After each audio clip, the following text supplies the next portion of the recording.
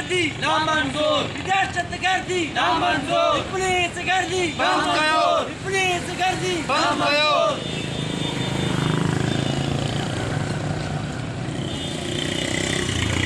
कंधे गुमकर गोली कारकुनन के आजाद करो, कंधे गुमकर गोली कारकुनन के आजाद करो, कंधे गुमकर गोली कारकुनन के आजाद करो,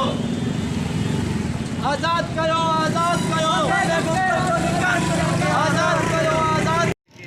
माण्हू एहतिजाज कनि पिया। अॼु न्याय थी चुका है, सो माना दुख वारो बि आहे ऐं असां ख़ासि करे माना सिंधी माण्हुनि जे लाइ हिकु वॾो सबक़ बि आहे त जेको राति वाक़ियो पेश आहे उहो बाड़ पुलिस जेको माना कयो आहे,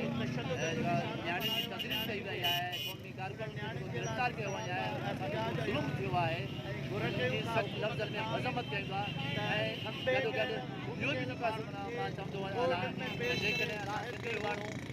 ज़ुल्म जे ख़िलाफ़ न उथंदासीं, आवाज़ न उथारींदासीं, हिकु हिकु थी खया वेंदासीं, रंधिया वेंदासीं, चिचरल लाश मिलंदा, गिरफ़्तारी इन जे लाइ सिंधी माण्हू सभु गॾिजी हिकु ताक़त ॻोठ ॻोठ में शहर शहर में निकिरी पवंदासीं, त कंहिंखे बि हिमत न थींदी, कंहिंखे बि ताक़त न थींदी असांखे जेको आहे माना परेशान करण जी या असांखे चिचरल लाश मिलणु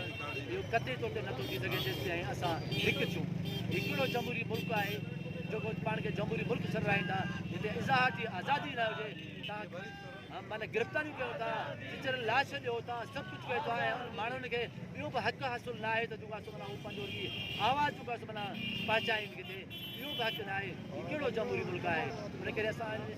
निशान जी सख़्तु लफ़्ज़ में मज़म्मत कयूं था। जेकॾहिं इहो अमल जारी रहियो त सिंधी क़ौम किथे वेंदी शायदि तव्हांखे उनजी का ख़बर ई कान्हे का, नतीजनि जी तव्हांखे शायदि ख़बर ई कान्हे का, जो तव्हां सॼो कुझु कयो पिया था।